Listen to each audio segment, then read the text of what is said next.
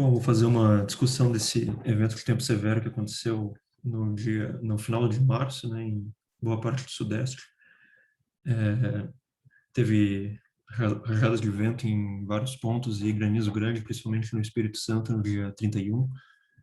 Também teve granizo grande no dia 30, no Vale do Paraíba e outras regiões. Então, eu vou fazer uma discussão breve desse caso aí. Então, primeiro, começando aqui pela anomalia padronizada de altura geopotencial em 500 HPa. Isso aqui no dia 28, a 0TC, a análise do GFS, e dá para ver escavado aqui sobre o sul do Brasil e Uruguai e Argentina. E o que acontece é que esse cavado aqui, ele avança, conforme ele vai passando aqui a cada 6 horas, no dia 29, no dia 30 e no dia 31, ele avança em direção ao sudeste e fica bem anômalo, né, ao longo da costa. E aqui a 0TC do dia 1º de abril. Então, esse cavado ele ganhou amplitude conforme ele avançou para nordeste, né, que é um padrão bem clássico de tempo severo no sudeste, porque esses cavados que avançam ao longo da costa, eles intensificam bastante o escoamento em médios níveis aqui sobre o sudeste e acabam facilitando a ocorrência de tempestade severa, porque o cisalhamento do vento aumenta significativamente.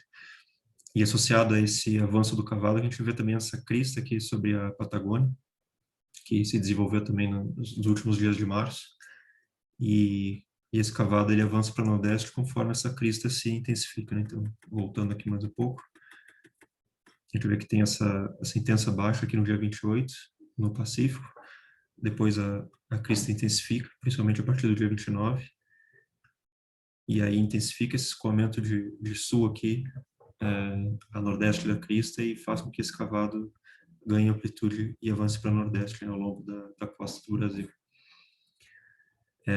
Bom, aí voltando um pouco aqui no tempo, lá no dia 28, a gente consegue ver aqui que essa crista ela ganhou bastante amplitude, né, como eu falei, a partir do dia 28, 29, e isso esteve associado a essa baixa aqui que estava no Pacífico. Então, a gente mudar aqui para a anomalia padronizada de água precipitável em sombreado. Então, aqui é onde a água precipitável está acima do normal para essa região e para essa época do ano, em vermelho. E a gente vê esse corredor de umidade aqui que avança a norte dessa baixa anômala, em 700 HPa, que aqui em contornos mostra a altura geopotencial em 700 HPa. Então, a gente vê esse transporte de umidade anômala pelo Pacífico, em torno de 40 sul, e essa umidade ela está associada ao desenvolvimento dessa crista, né? Para ver que aqui a anomalia fica bem significativa, acima de 2 desvios padrão acima do normal. E esse transporte de água precipitável aqui em direção a latitudes mais altas, a Patagônia, ele faz com que a crista se desenvolva, porque ocorre precipitação nessa área, liberação de calor latente em altos níveis e desenvolvimento de uma crista corrente abaixo, sobre a Patagônia e essa área aqui do Atlântico. Esse mapa aqui mostra um pouco melhor isso, aqui no dia 29.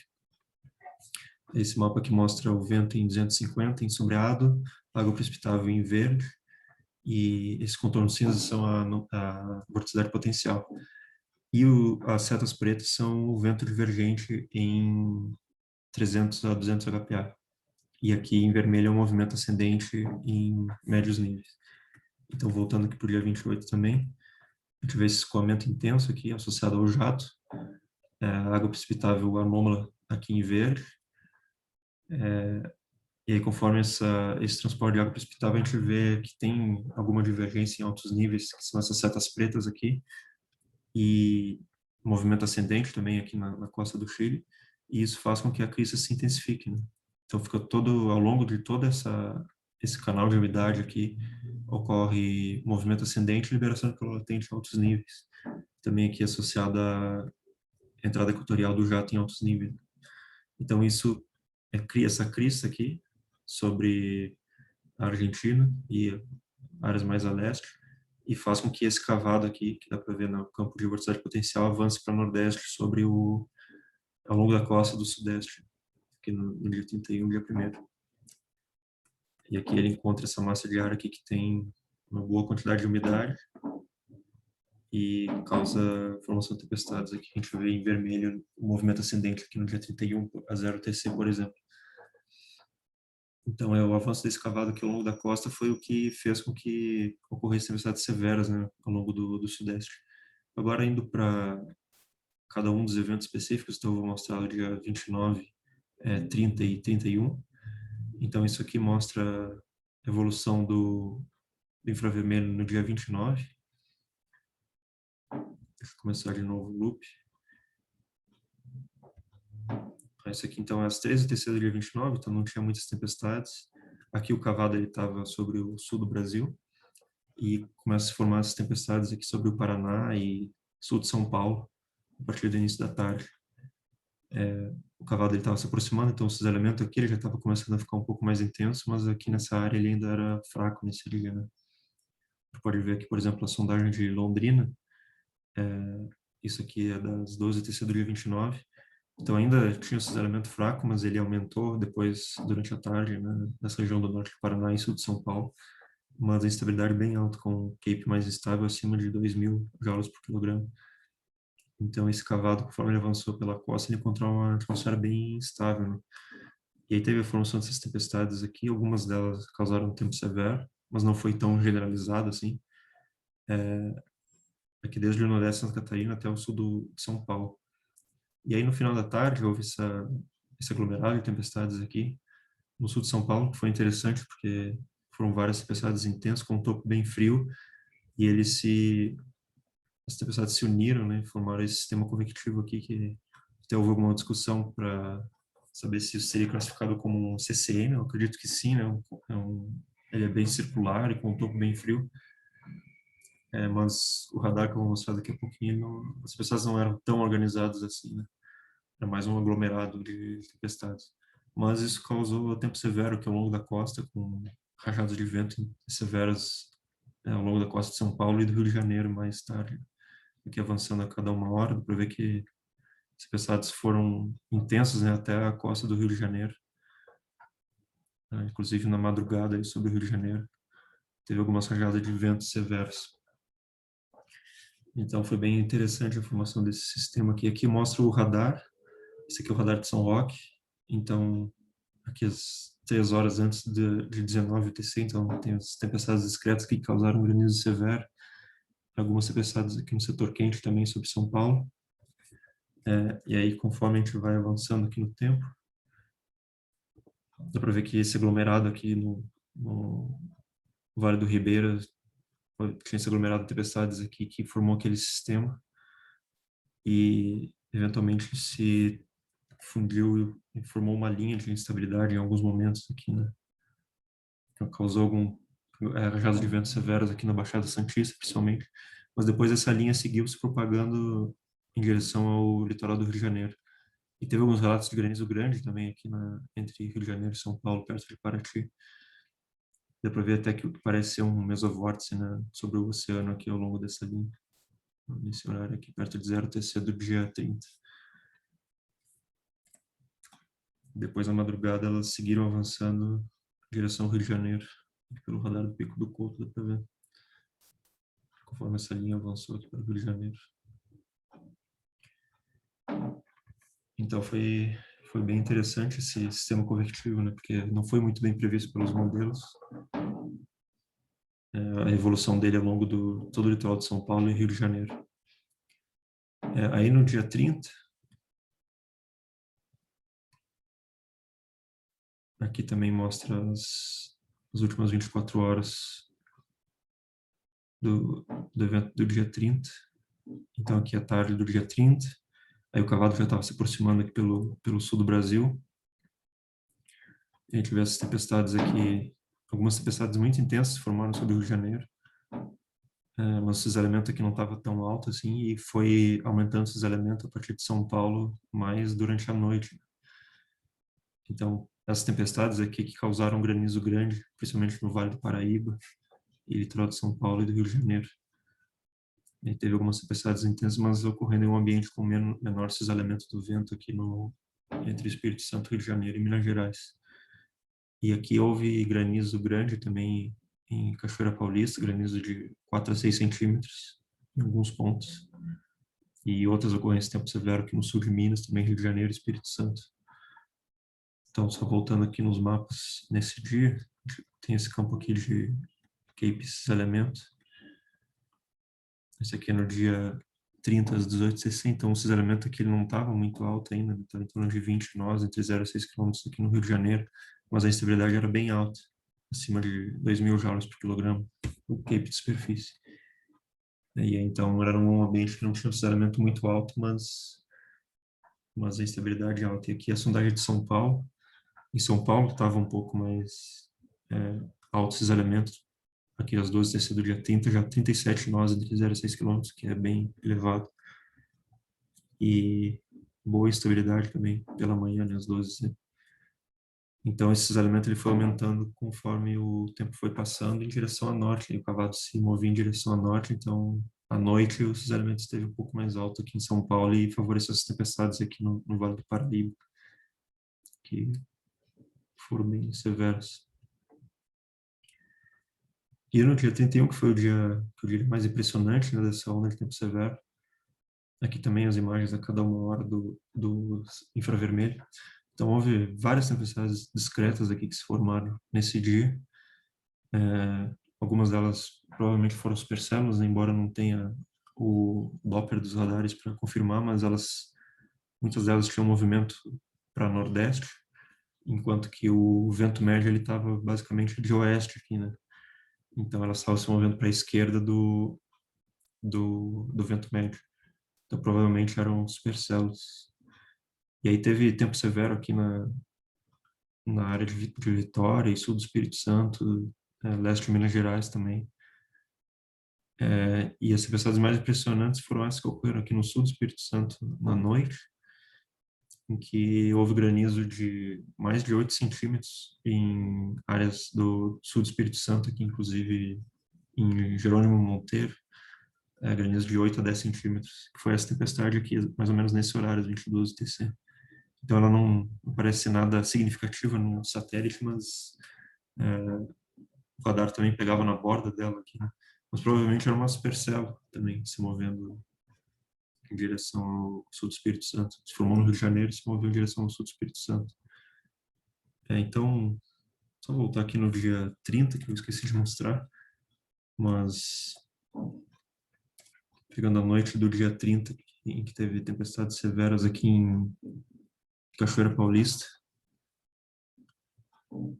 a gente consegue ver essas tempestades aqui. Esse aqui é o radar de São Roque. Vou voltar um pouco mais no tempo. Essas tempestades aqui foram as que causaram tempo severo aqui no Vale do Paraíba. Essa aqui, inclusive, é que causou granizo grande em Cachoeira Paulista. Vai começar o loop agora de novo. Essa tempestade aqui. Então, foram várias tempestades discretas, né, no dia 30. E aí, no dia 31, também teve algumas tempestades aqui, principalmente no sul de Minas, já no início da tarde, mas elas ocorreram um pouco mais em direção ao Rio de Janeiro e Espírito Santo, em vez de São Paulo, como no dia anterior, né, no dia 30. Dá para ver que tem várias tempestades discretas aqui. Vejam como elas se movem bem para a esquerda, né, do escoamento. Dá para ver que a maioria das tempestades está se movendo basicamente para leste, e tem algumas que conseguem se mover mais para nordeste, que são provavelmente supercélulas aqui. E supercélulas discretas ou isoladas, né, que são as que comumente causam granizo grande. Ver como elas se mantêm por várias horas e se movendo bem para a esquerda do escoamento. Então, as tempestades duradouras provavelmente elas têm rotação associada, né, apesar de não ter o Doppler. E aqui essas tempestades são as que causaram granizo aqui no sul do Espírito Santo. Como eu falei, elas estavam bem na borda do radar, então não aparece muito mais essa tempestade aqui, que perde intensidade depois. Então, foram várias supercélulas aqui nesse dia e algumas causaram granizo grande no Espírito Santo. Também em Minas Gerais teve granizo de mais de 6 centímetros em alguns pontos do sudeste de Minas Gerais. E aqui são os campos do dia 31. Esse aqui é um site que tem também as análises do GFS até 5 dias atrás. Então aqui mostra uma visão 2D, né, do campo de Cape cisalhamento, que é esse aqui. Então aqui os cisalhamentos fizeram 6 quilômetros e o Cape da parcela mais estável às 18h do dia 31, que foi o dia que teve mais relatos de tempo severo nessa área aqui. Dá para ver que o cisalhamento ele era acima de 35 nós nessa área aqui do Espírito Santo, Minas Gerais, Rio de Janeiro, inclusive alguns pontos com 50 nós, né, ou 25 metros por segundo, que é já bem favorável à formação de supercélulas, né? Acima de 35 nós já começa a ser suficiente para a formação de supercélulas. Tem alguns pontos aqui que chegou a 50 nós e com CAPE acima de 2.000, né? CAPE de superfície, que era também o mais estável nesse momento. Então, um ambiente bem favorável à formação de supercélulas. E o fato de não terem muitas tempestades, quer dizer, foram várias tempestades, mas elas não se formaram em um aglomerado, em uma região específica, elas ficaram bem espalhadas. Isso fez com que elas conseguissem se manter por bastante tempo, né? Elas ficaram discretas por bastante tempo, como eu mostrei aqui no radar agora há pouco. Então, desde o início da tarde já teve essas tempestades aqui com alta refletividade e que conseguiam se manter por várias horas. E essas tempestades são as que conseguem gerar granizo grande. E aí, só pegando uma sondagem aqui das 18 do dia 30, aqui no sudeste de Minas Gerais, por exemplo. Dá para ver que o escoamento ele não era muito intenso ainda durante a tarde, né? E depois à noite é que ele começa a se intensificar um pouco mais. Se a gente avança para 0 TC do dia 31, aliás, aqui eu estou olhando o dia, na verdade, é 18 TC do dia 31, aqui que é a tarde. Então, o escoamento já estava um pouco intenso, mas não muito, né? Esses elementos 0,6 km aqui provavelmente já estava beirando os 40 nós, com um CAPE significativo. E depois a 0 TC, que é quando um pouco mais perto, né, de quando teve aquelas tempestades no sul do Espírito Santo. A gente vê a instabilidade já diminuindo nesse ponto de grade aqui, mas ainda com um escoamento bem intenso. Então, vê aqui o escoamento 6 km acima de 35 nós, né? Então, a partir do meio da tarde para a noite, é que esse escoamento aumentou mais aqui nessa área e favoreceu a formação dessas supercélulas. E associado a isso também, em baixos níveis, tinha aquela frente fria, né, que estava avançando, associado àquele cavado, primeiro aqui em 500 HP, dá para ver o cavado avançando pela costa do sudeste. Mas a formação das tempestades foi provavelmente causada por esse cavado aqui que estava na frente, né, esse filamento de vorticidade aqui em 500 HPA, que foi o que provavelmente causou o levantamento aqui no setor quente. Esse cavado aqui mais a sul estava associado já à entrada de ar frio mais a sul. Aqui dá para ver a temperatura potencial equivalente a 850, então a frente fria em 850 ela estava vindo pelo sul de São Paulo, já chegando no Vale do Paraíba e sul do Rio de Janeiro, na tarde do dia 31. E aqui a 0 TC do dia 1º. Então as tempestades se formaram longe da frente, né? Lá no setor quente, aqui no Espírito Santo e sudeste de Minas Gerais, onde tem essa massa de ar com temperatura bem alta, temperatura potencial equivalente. Então, elas formaram dentro do setor quente, antes da chegada da frente fria, e nesse ambiente aqui que tinha alta instabilidade e altos elementos também para essa região. Então, um ambiente bem favorável à formação dessas tempestades. Aqui a sondagem do Rio de Belo Horizonte, das 12 TC do dia 31, isso aqui ainda das 12 TC, então esse escoamento ainda não está muito intenso, mas ele intensificou mais ainda, mas já havia esses elementos 0,6 km de 41 nós já em Belo Horizonte, com CAPE de mais de 2.000, CAPE de superfície. Então já era um ambiente bem favorável a tempestades severas. Elas ocorreram principalmente mais a leste, onde tinha um pouco mais de levantamento, na fronteira entre Minas Gerais, Espírito Santo e Rio de Janeiro. E que são algumas fotos do granizo em Jerônimo Monteiro, né, que foi onde teve aquele granizo grande. Vejo que pelas 8 centímetros, talvez mais. Na cidade teve vários danos, carros que foram danificados, telhados, enfim. Então foi um evento bem significativo, né, associado àquele cavalo anômalo que avançou pela costa sudeste. E era isso. Obrigado por assistir.